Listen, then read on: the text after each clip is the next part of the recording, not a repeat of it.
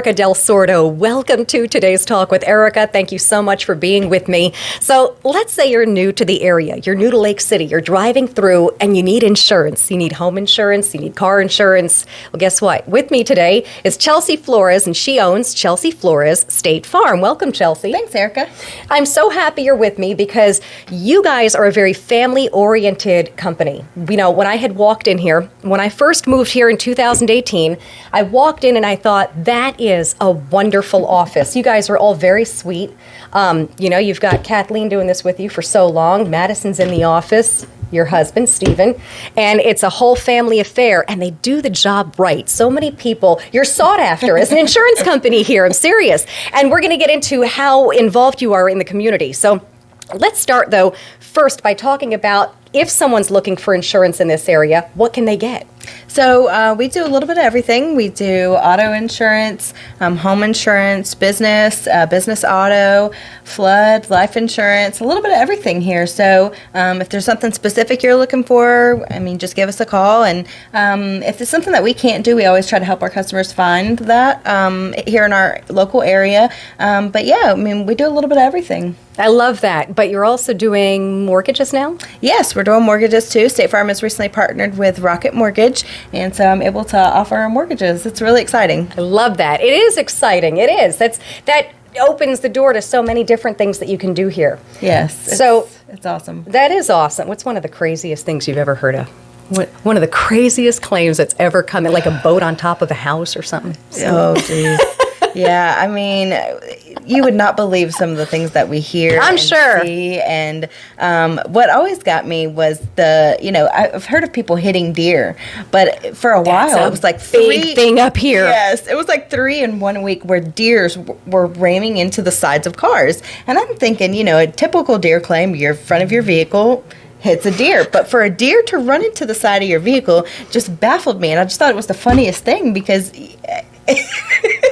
it's just, in your control, you can't stop fast enough, you hit the deer, but for the deer, it just baffled me. It was so funny. They're running all over the place up here. They are. And it's in broad daylight, too. Yep. Oh, yes, they do that. I've had them in front of me, and you're slamming on the brakes, hoping the guy behind you is far enough away. Yes. That's crazy. Yes. But I didn't even think of that would be one of the biggest claims up here because, unfortunately, you see so many dead deer on the side of the road because they're getting hit because they're doing that. Mm-hmm. So, yeah, oh my gosh. It's so crazy. Oh, my gosh. All right, so we were talking earlier as we sat down. And we're going over everything. You do so much in the community. You really do. It's really hard to not notice that Chelsea Flores is a State Farm agent here. So okay, you just became a board member for Voices for Children of Suwannee Valley. I got that right? Yes. Okay. So Voices for Children of Suwannee Valley, they raise the funds for Guardian Ad Litem program in our area. And so what they do is the funds that they raise go to help the Guardian Ad Litem volunteers. They go into the homes to check on children who are in the foster care system in our community. Another thing that they use funds for is what they call a Normalcy Fund. So if you have children who are in foster care, they may not have the funds to do things that children who are not in foster care are able to do, such as go to prom, to get their cap and gowns for graduation. And so being on the board has been a real blessing because I've been able to be and help with the kids that are going through these things.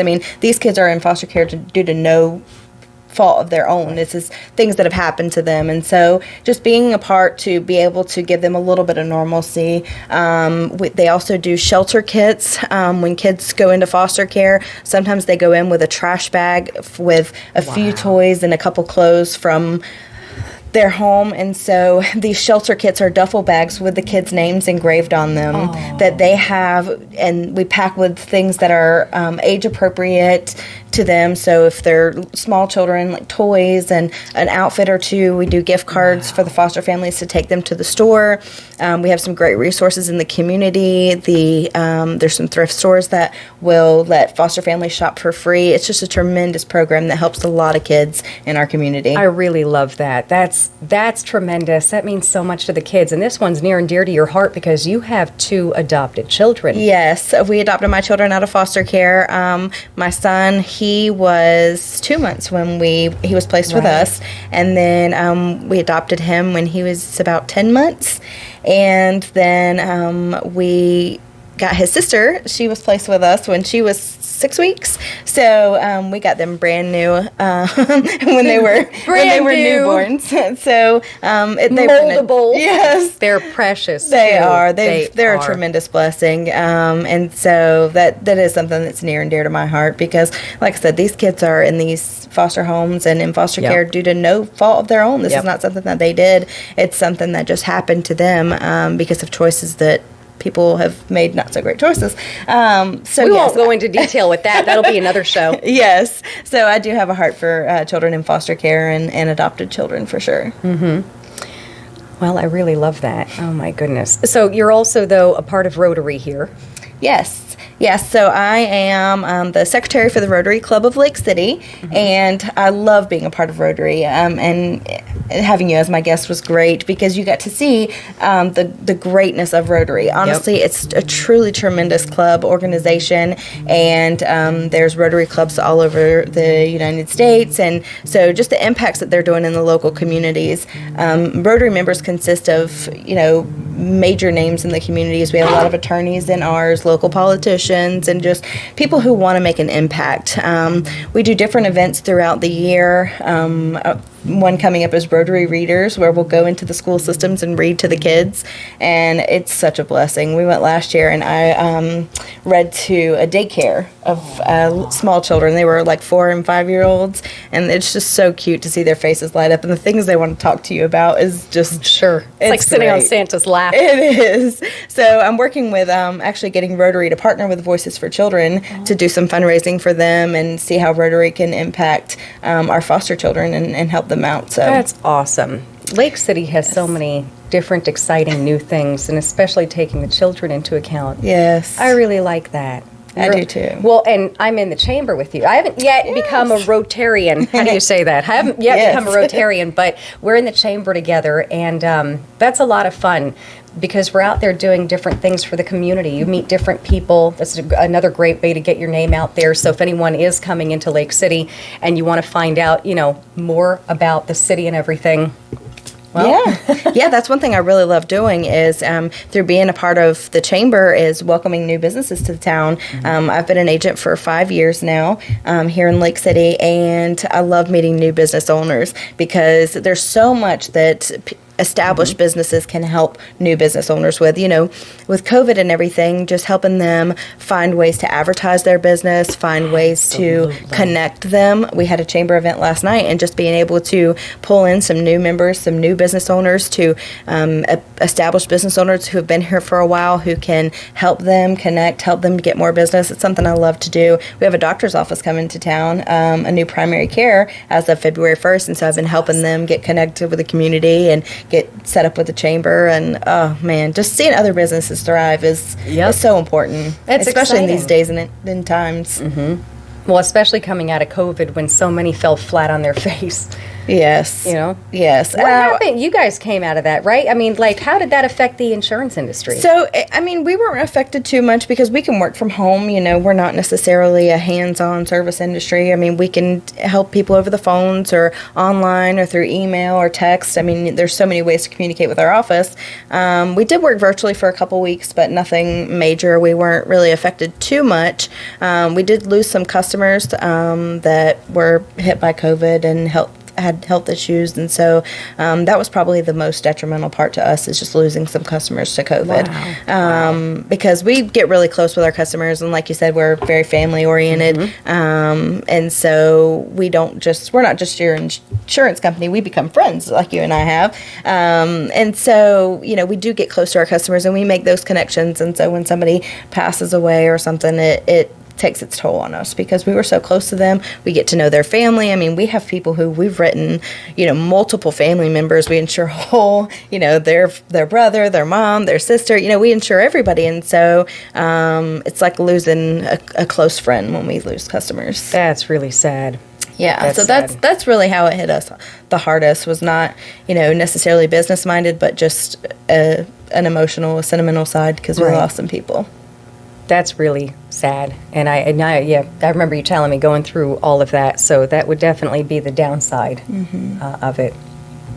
I'm sorry to hear that. That's because, again, like I was saying, you guys are so family oriented. If you step in the door, it's kind of like Cheers.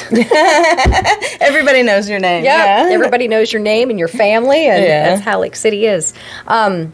But you do so many different things, because now let's talk about how you spearheaded the entire Christmas parade through the Rotary Club. That was a feat in itself. She had a lot on her plate.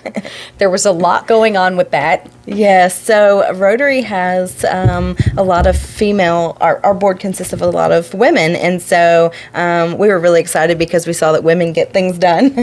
So myself and a couple other ladies who are involved in business in the community, we spearheaded the Christmas parade and got it going, and there's a lot more to it than we thought.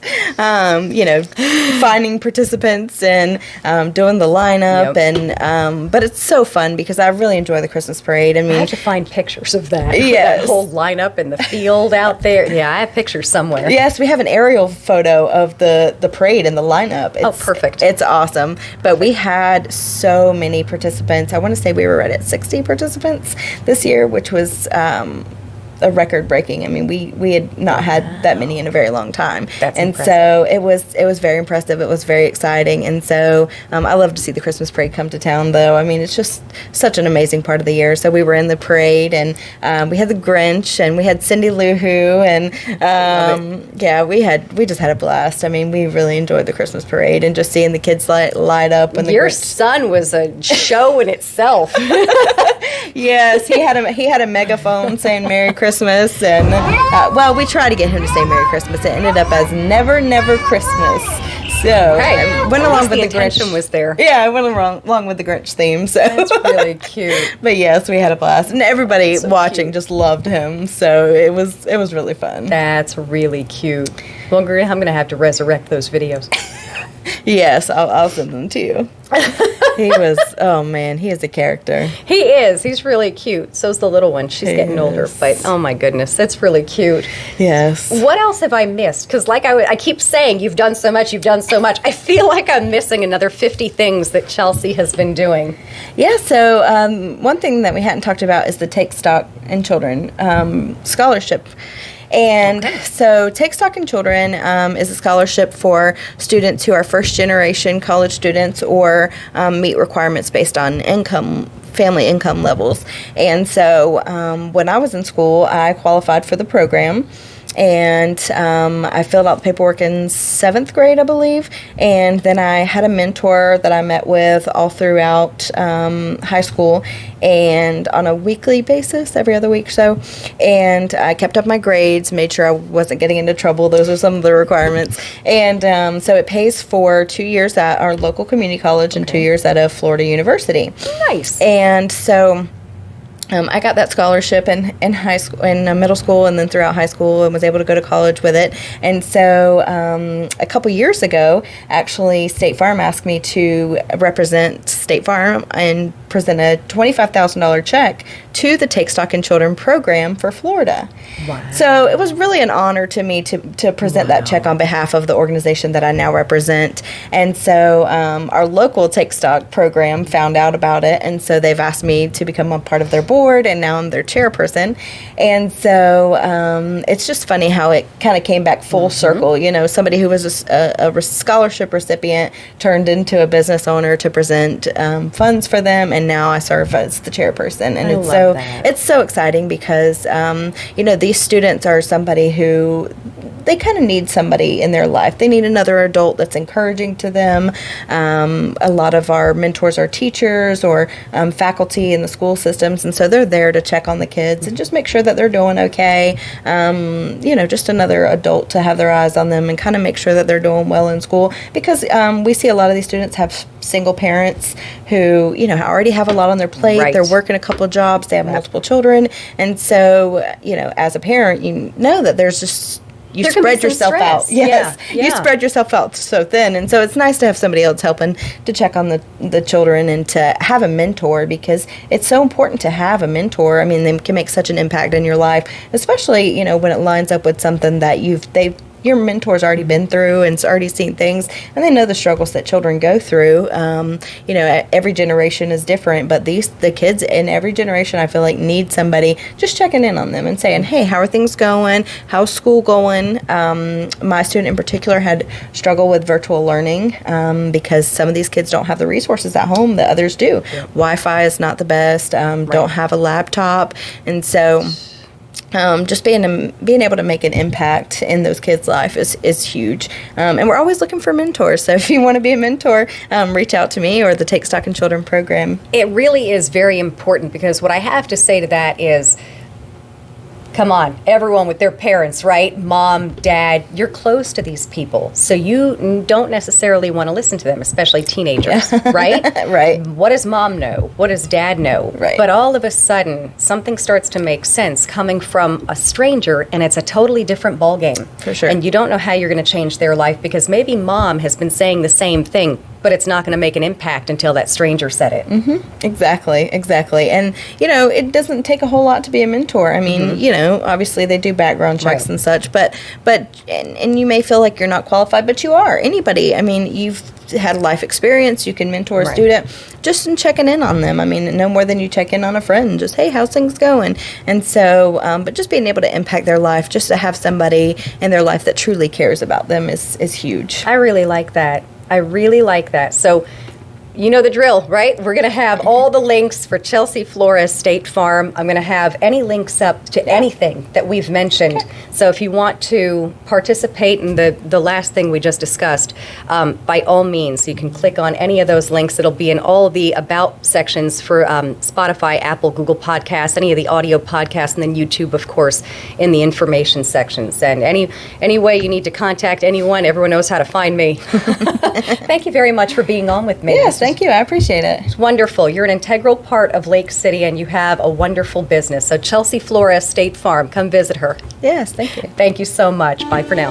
Thank you for listening to today's Talk with Erika. Join us next week for a brand new show. Please subscribe to all of Erika's audio and video platforms. And remember to visit todaystalkwitherika.com for all show content, blogs, social media channels, and more. Hey, thanks for listening and watching.